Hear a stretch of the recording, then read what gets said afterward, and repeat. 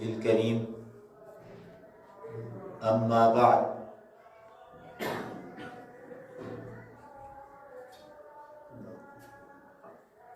حاضرین عزیز وقار،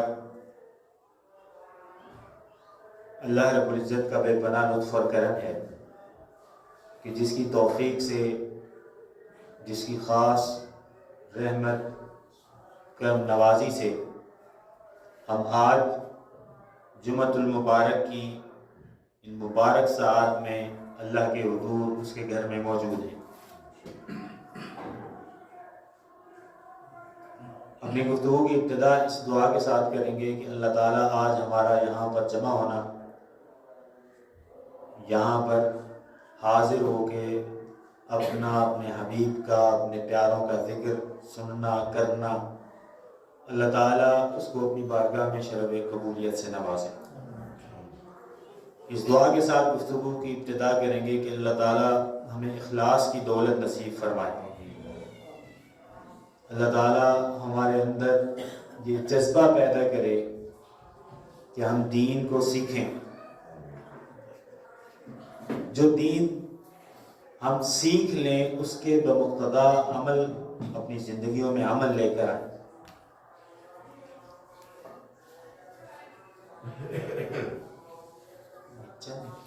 کوئی بات نہیں۔ حاضرین عزیز وقار، جو مضمون جس سے متعلق گفتگو کا کہا گیا تھا، وہ مضمون ہمارا آج کی گفتگو کا حضرت علی کرم اللہ وجہہ الکریم، آپ کا جو مقام علمی ہے، علمی مقام اور مرتبہ، اس کے کچھ پہلو، اس پر کچھ ائمہ کے، صحابہ کرام کے اس پر کچھ اقوال، اور آپ کے کیے ہوئے فیصلوں میں سے کچھ ایسے فیصلے جو آپ کے علمی مقام اور مرتبے پہ، آپ کی دقت نظری پر اور آپ کی فیصلے کی صلاحیت پر دلالت کرتے ہیں۔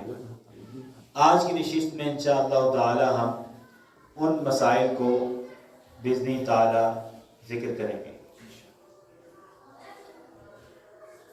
جیسا کہ آپ کے علم میں ہے، اپنی پچھلی نشست میں کیونکہ ہم نے موضوع مولا علی شیر خدا کرم اللہ وجہہ الکریم ہی کی ذات کو بنایا تھا، اور ان کی متعلق، ان کی ذات سے متعلق، ان کے حضور اکرم صلی اللہ علیہ وسلم کے ساتھ نسبت سے متعلق، اور حضور کے ان پر شفقتوں سے متعلق کچھ احادیث مبارکہ ہم نے ذکر کی تھی، اور ہم نے یہ بات کی تھی کہ یہ ایسی جامع شخصیت ہیں حضرت علی کرم اللہ وجہہ الکریم کہ ان کی شخصیت میں کہ متفرق پہلو ہیں اور ہر پہلو کو موضوع بنایا جا سکتا ہے۔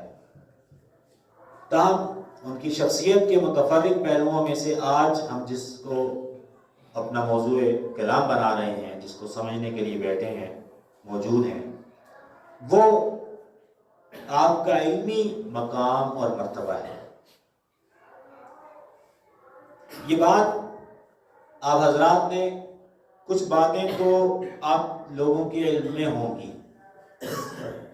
اور ان کا تذکرہ اور ذکر خیر آپ نے سن رکھا ہوگا، جیسے حضرت علی رضی اللہ عنہ، آپ سے متعلق آپ لوگوں نے سن رکھا ہوگا کہ حضور نے فرمایا کہ میں مدینہ علم ہوں، میں علم کا شہر ہوں، اور علی اس کا دروازہ ہے۔ یہ باتیں آپ نے سن رکھی ہوں۔ ترمذی شریف میں امام ترمذی نے روایت کی، حضور اقدس صلی اللہ علیہ وسلم نے فرمایا کہ میں دار الحکمت ہوں، میں حکمت کا گھر ہوں، اور فرمایا علی اس کا دروازہ ہے۔ امام حاکم نے روایت کیا اسی ملتے جلتے مضمون میں، وہاں لفظ آئے، فرمایا کہ فمن اراد العلم فلیأتی بالباب، جو شخص علم کا ارادہ رکھتا ہے، علم لینا چاہتا ہے، تو وہ دروازے کے ذریعے داخل۔ تو مولا علی شیر خدا کرم اللہ وجہہ الکریم کو اللہ تعالیٰ نے جو علم کا مقام اور مرتبہ دیا وہ بہت اونچا اور عالی، بہت اونچا اور عالی مرتبہ ہے۔ میں آپ کو آج اسی مضمون سے متعلق کچھ نئے اقوال احادیث مبارکہ سے اور مولا علی شیر خدا کے کچھ ایسے فیصلے سناؤں گا، بڑے دلچسپ سے ہیں، جو آپ کی حکمت پر اور دانائی پر دلالت کرتے ہیں۔ اپنی گفتگو کی ابتدا ہم روایات سے کرتے ہیں، احادیث مبارکہ سے، جہاں جو دلالت کرتی ہیں آپ کے علمی مقام اور مرتبے کو۔ آپ حضرات نے مدینہ علم کی بات تو آپ لوگوں نے سن رکھی ہے، اسی طرح آپ لوگوں نے سن رکھا ہوگا، اور میں نے بھی پچھلی نشست میں ایک روایت پڑھ کے سنائی تھی آپ کو، جس میں ذکر تھا کہ قرآن مجید کی ہر آیت جو ہے اس کا مولا علی شیر خدا نے فرمایا کہ مجھے معلوم ہے کہ کب اتری، کہاں اتری، اس کا شان نزول کیا ہے، میرے علم میں ہے۔ اسی متعلق ایک روایت سماعت فرمائیے۔ حضرت عبداللہ ابن مسعود رضی اللہ عنہ روایت فرماتے ہیں کہ اللہ تعالیٰ نے قرآن کو 7 حروف پر نازل کیا، اور فرمایا کہ اس میں سے ہر حرف کا ایک ظاہر ہے اور ایک باطن ہے، ہر حرف کا ایک ظاہر ہے اور ایک باطن ہے، اور فرمایا کہ جو علی ابن ابی طالب ہیں یہ ہر لفظ کے، ہر حرف کے ظاہر کو بھی جانتے ہیں اور باطن کو بھی جانتے ہیں۔ تو ان کے علم کی وسعت کا عالم یہ ہے کہ یہ ہر حرف کے ظاہر کو بھی جانتے ہیں اور اس کے باطنی معنوی دلالت کو بھی جانتے ہیں۔ حاضرین عزیز وقار، ایک حدیث پاک میں آتا ہے، مولا علی شیر خدا نے خود روایت فرمایا کہ بخدا کوئی آیت ایسی نہیں ہے، یہ اس کا ایک حصہ میں نے پچھلی نشست میں تلاوت کیا تھا، آج سے اگلا حصہ تلاوت کر رہا ہوں، قرات کر رہا ہوں آپ کے سامنے۔ حدیث پاک میں فرمایا کہ اللہ تعالیٰ نے کوئی قرآن کی ایسی آیت نازل نہیں فرمائی جس کا مجھے علم نہ ہو۔ یہ ایک بات بیان فرمائی، یہ میں نے پہلے بھی عرض کی تھی آپ سے۔ اس کے بعد ایک لفظ استعمال فرمایا ان ربی وہب لی قلبا عقولا، فرمایا کہ میرے رب نے مجھے ایک عقل، سمجھ اور فہم رکھنے والا دل عطا کیا ہے، اور فرمایا کہ یہ جو دل ہے جو فرمایا کہ مجھے عطا کیا ہے، آپ ہمارے سمجھنے کے لیے یہ بات ہے کہ جتنی معرفت آپ کو علم اور نصیب ہوا اور جو ہر ظاہر اور باطن کی تک نگاہ اور آپ کی رسائی نصیب ہوئی آپ کو، وہ ظاہری علم کے تقاضے کسی شخص کو اتنا علم میں کامل نہیں کرتے، تاکہ کہ باطنی علم اور باطنی تقاضے اور باطنی ذرائع علم بھی اس پر اللہ تعالیٰ کھول نہ دے۔ تو یہاں ان باطنی ذرائع میں سے ایک ذریعے کی طرف علم ہے، فرمایا کہ اللہ نے مجھے ایک سمجھ رکھنے والا دل بھی عطا کیا، جو سبب ہے معرفت کا کہ پڑھنے کا۔ حاضرین عزیز وقار، ہم اپنی نشست میں اب آگے جو مطالعہ کرنے جا رہے ہیں وہ بالخصوص ایک کتاب ہے طبقات الفقہاء، امام ابو اسحاق ابراہیم بن علی الشافعی کی، 476 میں مثال ہوا ان کا۔ اب اگلی بحث جو ہم پڑھیں گے وہ اس کتاب سے اس کا اکثر حصہ ہے۔ اچھا، یہ ایک شافعی امام ہے۔ میں نے آپ کو اپنی سابقہ نشست میں یہ بات آپ کی گوش گزار کی تھی کہ خلفائے اربعہ میں، خلفائے راشدین جو 4 ہیں صحابہ کرام، سیدنا ابوبکر صدیق رضی اللہ عنہ، سیدنا عمر فاروق، سیدنا عثمان غنی اور مولا علی شیر خدا، ان 4 میں جب بالعموم محدثین فقہا جب مجتہد فقہا کا ذکر کرتے ہیں، مجتہد صحابہ کرام کا خلفائے اربعہ میں، تو بالعموم جب ذکر ہوتا ہے تو ان میں پہلے ذکر جو ہے سیدنا عمر فاروق رضی اللہ عنہ کا ہوتا ہے، کیونکہ ان کے اجتہادات بہت زیادہ ہیں، اور دوسرے درجے پہ جو ذکر ہوتا ہے وہ ذکر ہوتا ہے مولا علی شیر خدا کرم اللہ وجہہ الکریم کا۔ جو کتاب صاحب کتاب طبقات الفقہاء ہیں، انہوں نے مولا علی شیر خدا کا ذکر فرمایا، اور ذکر فرما کے یہی ذکر کیا کہ یہ فقہاء میں سے ہیں، فقہاء صحابہ میں سے ہیں۔ اب وہ ذکر کرنے لگے ہیں کہ جو مولا علی شیر خدا پر جو اتنی علم کی نوازشات تھیں اس کے اسباب کیا تھے. اس کے اسباب میں سے ایک سبب سمجھ لیجئے کہ وہ حضور اقدس صلی اللہ علیہ وسلم کی خصوصی دعا تھی جس کے نتیجے میں آپ کے علم کی جو اللہ تعالیٰ نے نوازشات کی وہ نوازشات کیا مستحق ٹھہرے اور نوازشات میں. حدیث پاک میں آتا ہے. اب وہ دیکھیے کیا سبب کیسے بنا. خود مولا علی شیر خدا روایت کرتے ہیں, کہتے ہیں بعثنی رسول اللہ صلی اللہ علیہ وسلم الی الیمن قاضیا, حضور نے مجھے یمن قاضی بنا کر بھیجا. اب میں نے عرض کی کہ یا اللہ کے رسول آپ مجھے قاضی بنا کر بھیج رہے ہیں, ترسلونی وانا حدیث السن, اور میں تو ابھی بالکل نوجوان ہوں, جوانی کی عمر میں ہوں. اور اگلی روایت میں آئے گا, وہاں آپ کو پڑھ کے سناؤں گا, فرمایا کہ وہاں پہ بڑے موسٹ سینئر لوگ ہوں گے, تو میں تو جوانی کی عمر میں ہوں اور آپ مجھے بھیج رہے ہیں.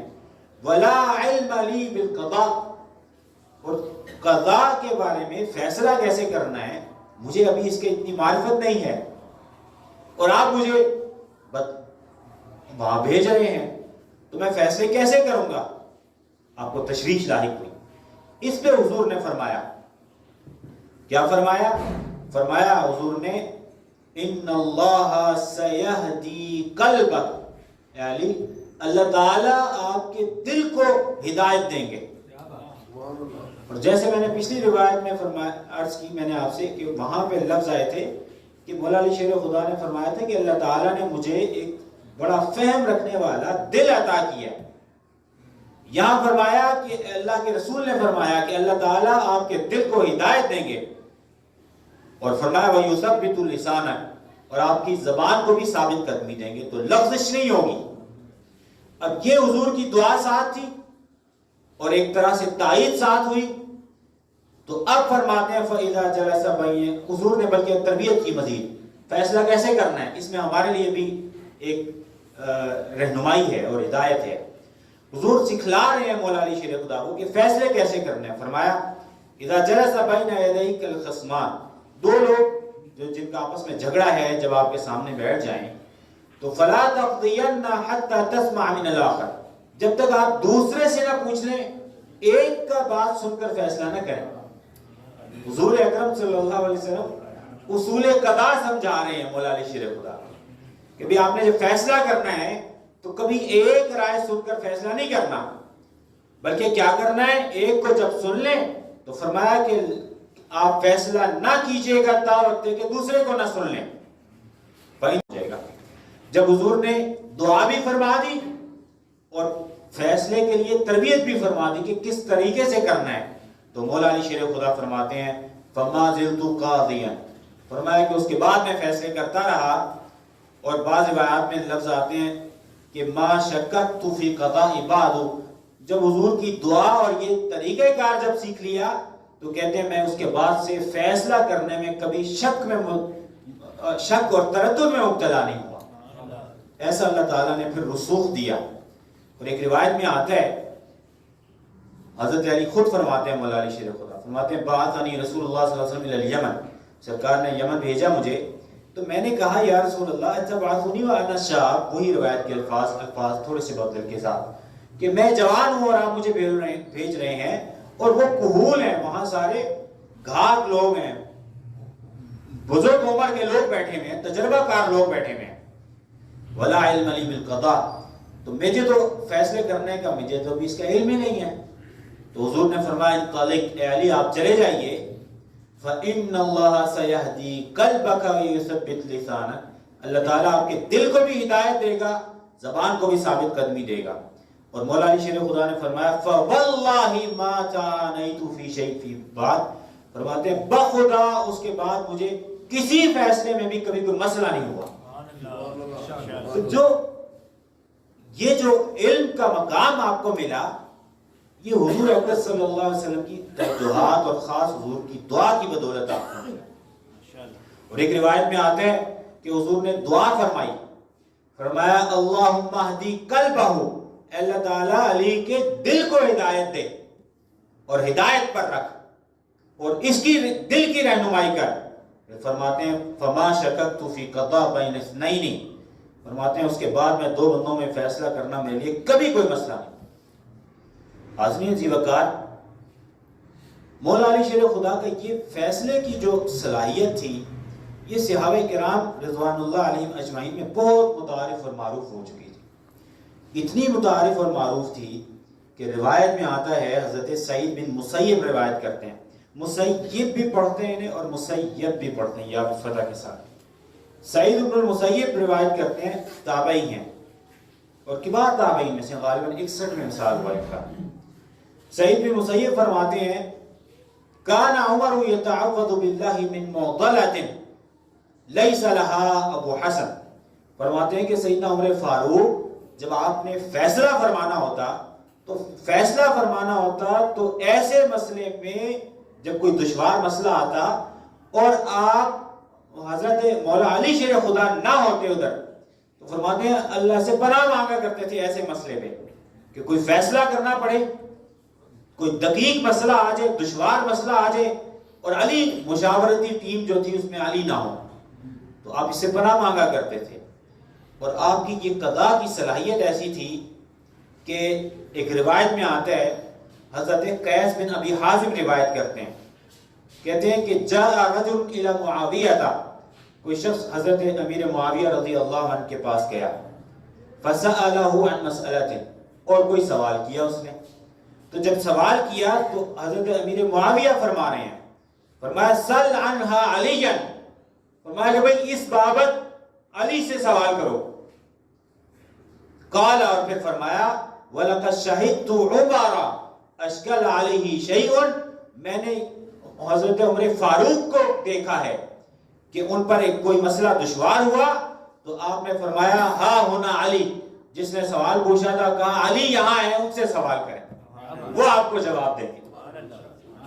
تو یہ قضاء کی جو صلاحیت تھی مولا علی شیر خدا کی، اس میں آپ کو ایک دو مثالیں بھی اینڈ پر دوں گا، تو یہ خصوصی صلاحیت تھی، خصوصیت کے ساتھ اللہ تعالیٰ نے صلاحیت سے نوازا تھا، قضاء کی صلاحیت سے۔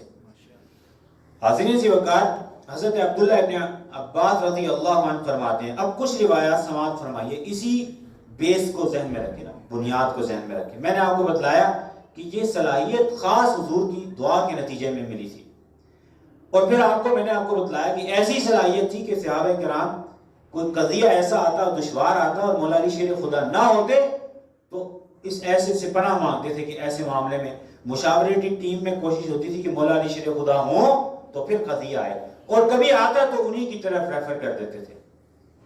حضرت عبداللہ ابن عباس رضی اللہ عنہ روایت فرماتے ہیں، ابھی ہم سب طبقات الفقہاء سے مطالعہ کر رہے ہیں، فرماتے ہیں کہ خطبنا عمر، سیدنا عمر فاروق نے ہم سے گفتگو کی، خطاب فرمایا، پھر فرمایا فقال علی اقضانا، فرمایا کہ جو علی ہے وہ فیصلہ کرنے کی، قضاء کی صلاحیت میں، قاضی کی صلاحیت میں ہم میں سب سے زیادہ بڑھ کر ہیں، اور فرمایا ابی بن کعب اقرأنا، قرات کے اعتبار سے سب سے زیادہ معرفت رکھنے والے حضرت ابی بن کعب ہیں۔ تو قضاء کی جو صلاحیت، جس کو میں نے بنیاد بنایا، میں نے آپ کو بتلایا کہ یہ صحابہ کرام میں متعارف ہو چکا تھا کہ سب سے بہترین فیصلے کی صلاحیت میں علی ابن ابی طالب ہے۔ حدیث پاک میں آتا ہے، حضرت حسن روایت کرتے ہیں، کہتے ہیں کہ جمع عمر رضی اللہ عنہ اصحاب النبی یستشیرہم، سیدنا عمر فاروق نے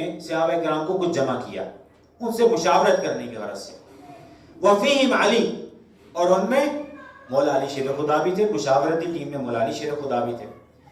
تو سیدنا عمر فاروق نے فرمایا انت اعلمہم وافضلہم، کہ علی آپ یہ جو فیصلے کی صلاحیت کرنے کی ٹیم ہے، مشاورتی ٹیم میں آپ سب سے بڑھ کر علم رکھنے والے ہیں، اور اس میں آپ سب سے بڑھ کر صاحب فضل ہیں، فضیلت رکھنے والے ہیں۔ یہ سیدنا عمر فاروق رضی اللہ عنہ نے یہ بات بتلائی۔ اور ایک روایت جو میں نے آپ کو بتلائی دی کہ سعید بن المسیب فرماتے ہیں کہ سیدنا عمر فاروق پناہ مانگے کرتے تھے ایسے دشوار گزار مسئلے پہ جہاں پہ مشاورتی ٹیم میں مولا علی شیر خدا نہ ہوتے۔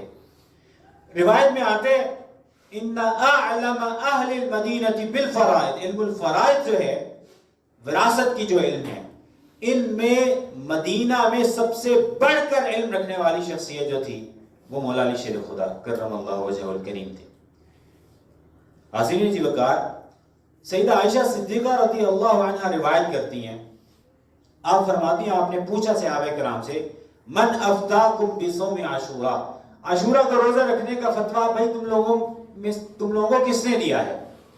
ام المؤمنین سیدہ عائشہ صدیقہ رضی اللہ عنہا نے فقیلہ علی بن ابی طالب، انہیں بتلایا گیا کہ حضرت علی بن ابی طالب نے فتویٰ دیا ہے، تو آپ نے فرمایا فقالت انہو اعلم الناس بالسنہ، سیدہ عائشہ صدیقہ رضی اللہ عنہ نے فرمایا کہ سنت کی معرفت رکھنے والا، سب سے بڑھ کر سنت کی معرفت رکھنے والا جو ہے وہ علی بن ابی طالب ہے۔ آپ نے فرمایا وہ ہیں۔ حضرت مسروق روایت کرتے ہیں، مسروق بن اجدع تابعی ہیں اور سیدنا عمر فاروق رضی اللہ عنہ کے شاگرد بھی ہیں۔ مسروق بن اجدع، حضرت مسروق روایت کرتے ہیں کہ جو علم ہے صحابہ کرام میں 3 لوگوں پر آ کر ختم ہو گیا، 3 لوگوں پر علم ختم ہو گیا، یعنی علم کی انتہا ہے ان 3 شخصیات میں۔ عالم بالمدینہ، ایک مدینہ میں عالم ہے، وعالم بالشام، ایک عالم شام کے ہیں، اور وعالم بالعراق، اور ایک عالم عراق کے ہیں۔ پھر فرمایا فعالم المدینہ علی بن ابی طالب، مدینہ میں جس پر علم ختم ہوتا ہے، علم کی معرفت ختم ہوتی ہے، وہ علی ابن ابی طالب ہیں۔ وعالم العراقی عبداللہ ابن مسعود، اور عراق میں علم کی منتہا جس کے پاس ہے وہ حضرت عبداللہ ابن مسعود رضی اللہ عنہ ہے۔ وعالم الشام ابو الدرداء، اور فرمایا شام میں علم کی انتہا جس کے پاس ہے وہ حضرت ابو الدرداء ہیں۔ ان کے نام میں اختلاف ہے، بعض کے ہاں عویمر بن عامر نام ہے، بعض نے کہا عویمر بن زید نام ہے۔ ابو الدرداء معروف ہیں، زاہد تھے، صوفیاء میں سے تھے، تو حضرت ابو الدرداء شام کے عالم ہیں۔ یہ بات فرمایا، اب جو بات قابل توجہ ہے غور سے سنیے، فرمایا کہ فَإِذَا الْتَقَوْا، یہ 3 لوگ، 3 عالم، علم جمع ہو گیا ان 3 شخصیات میں۔ فرمایا اِذَا الْتَقَوْا، جب یہ تینوں آپس میں ملتے تھے تو پھر عالم کیا تھا، پھر بڑا عالم کون تھا؟ فرمایا اِذَا الْتَقَوْا، جب یہ آپس میں مل جائیں، سَأَلَ عَالِمُ الْعِرَاقِ وَعَالِمُ الشَّامِ عَالِمَ الْمَدِينَةِ، تو اب عالم یہ تھا کہ عراق کے عالم یعنی عبداللہ ابن مسعود اور شام کے عالم یعنی حضرت ابو الدرداء، یہ دونوں مدینہ کے عالم یعنی علی ابن ابی طالب سے سوال کیا کرتے تھے۔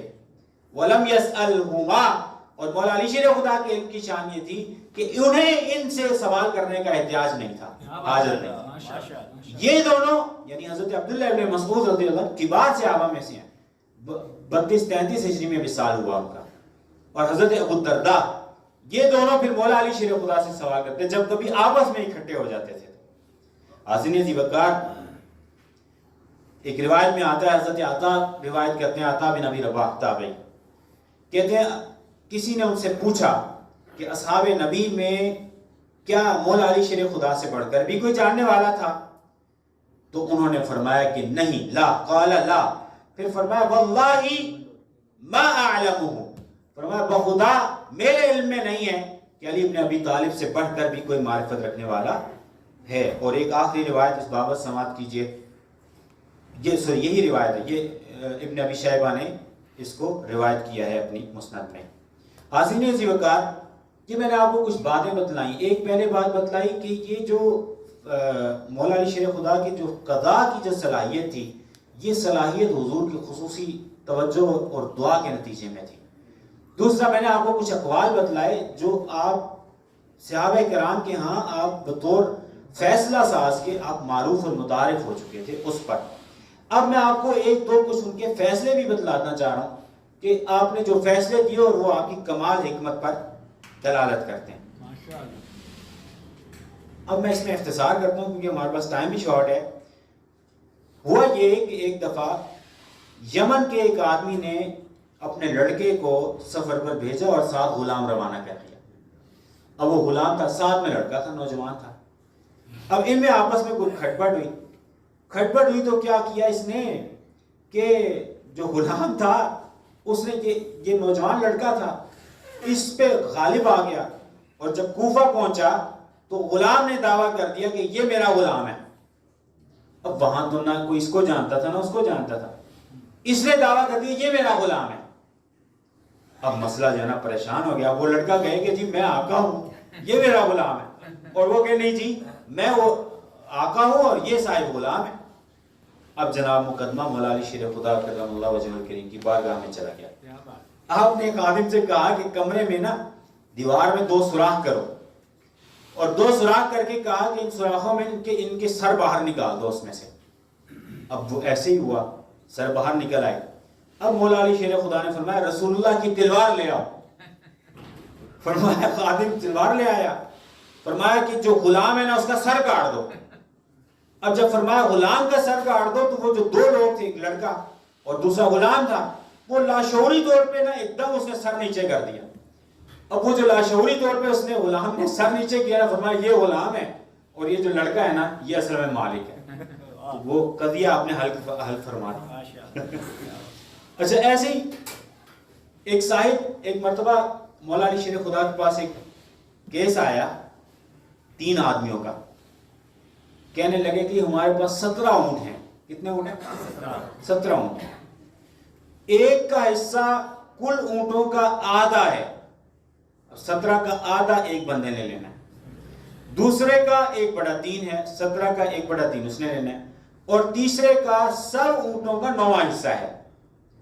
آپ ہمارے درمیان اونٹ اس طرح تقسیم کیجئے کہ کوئی اونٹ ذبح بھی نہ کرنا پڑے اور تقسیم بھی ہو جائے.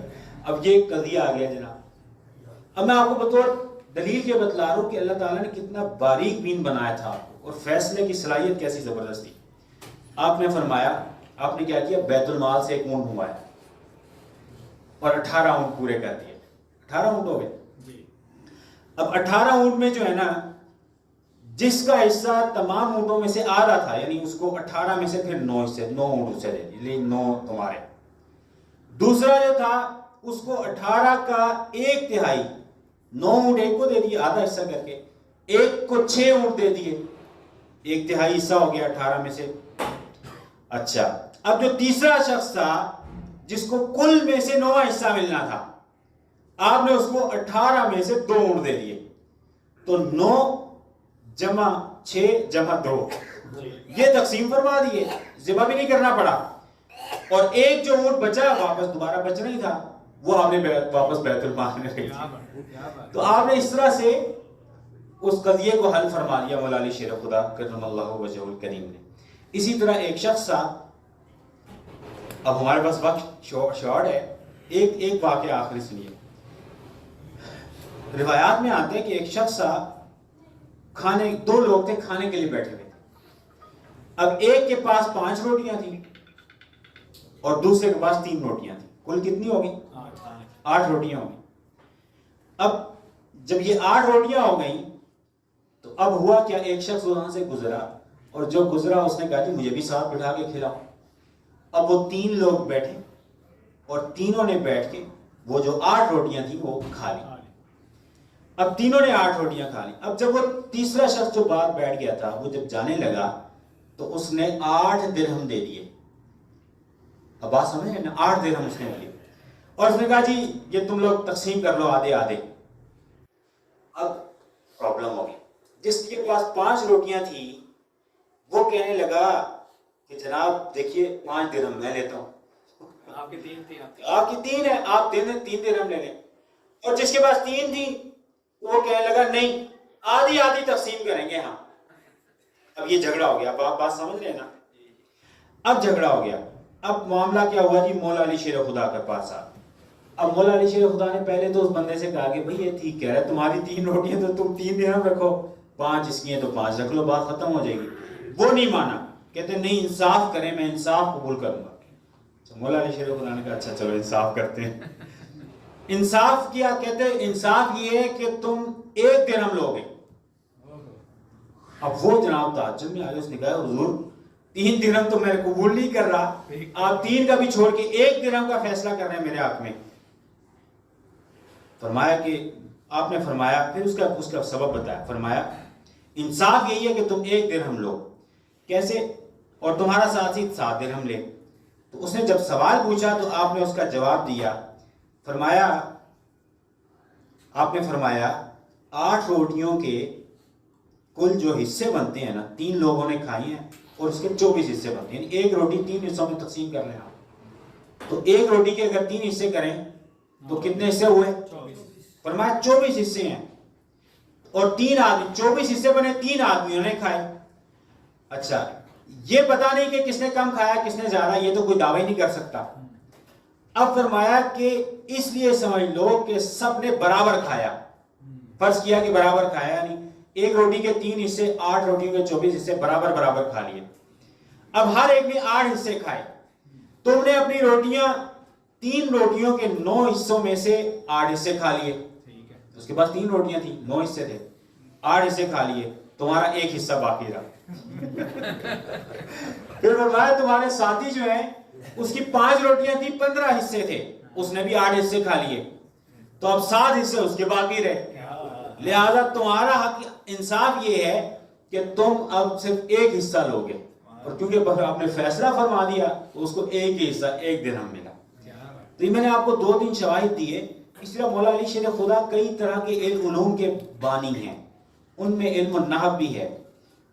اب کیونکہ ہمارے پاس اب وقت ختم ہو گیا ہے تو خلاصہ کلام بار صورت ہمارا وہی رہا کہ مولا علی شیر خدا کو قضاء کا جو فیصلہ تھا، فیصلے کی قاضی کی صلاحیت، وہ خاص حضور کی دعا کے نتیجے میں خاص علیحدہ سے خصوصیت کے ساتھ نصیب ہوا تھا، اور یہ صحابہ کرام میں بھی معروف ہو گیا تھا، اور آپ کے فیصلے بھی پھر ایسے تھے جو بتلاتے تھے کہ یہ خاص اللہ تعالیٰ کی طرف سے ان پر کوئی کرم نوازی ہے جو کسی دوسرے کے حصے میں نہیں آئی۔ ہم اپنی گفتگو کا اختتام اس پر کر دیتے ہیں کیونکہ ہمارے پاس ٹائم تھوڑا پہلے ہی زیادہ ہو گیا ہے۔ تو ایک سوال بھی تھا، وہ پھر اگلی نشست میں پھر اس کو انشاءاللہ تعالیٰ ڈسکس کر لیں گے، اور میں آپ سے گزارش کروں کہ موضوع کی سلیکشن میں آپ لوگ اپنی رائے دیا کریں۔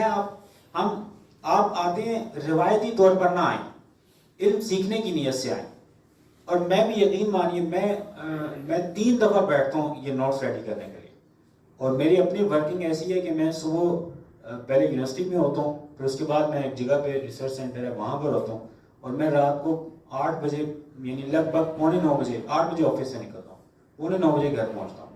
اس روٹین کے باوجود اس کے لیے میں علیحدہ سے مطالعہ کرتا ہوں۔ تو اگر آپ لوگ دلچسپی نہیں لیں گے نا، اور یہ کہ آپ انوالو نہیں ہوں گے اور روایتی طور پر بس جمعے کے لیے آ جائیں گے، تو پھر مجھے لگے گا کہ آپ کی رغبت ویسی نہیں ہے، تو میرا بھی جذبہ ویسی ہو جائے گا، اور پھر الٹیمیٹلی آپ کو ہوتا ہے پھر میں بھی پھر کوشش کروں گا چلو ٹائم پاس ہو جائے، اور میں ایسا نہیں چاہتا۔ تو دلچسپی لیں، موضوع کے انتخاب میں بھی دلچسپی لیا کریں، اپنی رائے دیا کریں۔ ہم اپنی گفتگو اس پر ہی ختم کرتے ہیں۔ اللہ تعالیٰ کے حضور دعا ہے جو کہا سنا اس کو سمجھنے کی توفیق دے۔ وما علیہ البلاغ۔